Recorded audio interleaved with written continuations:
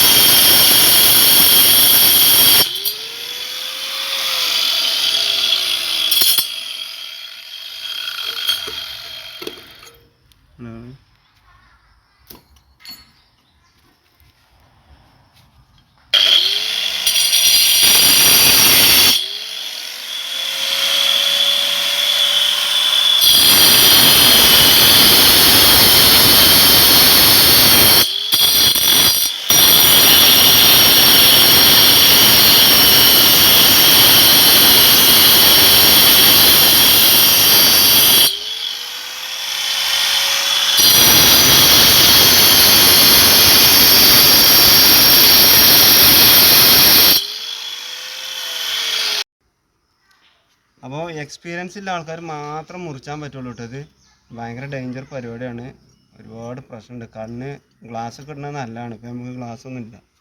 Okay.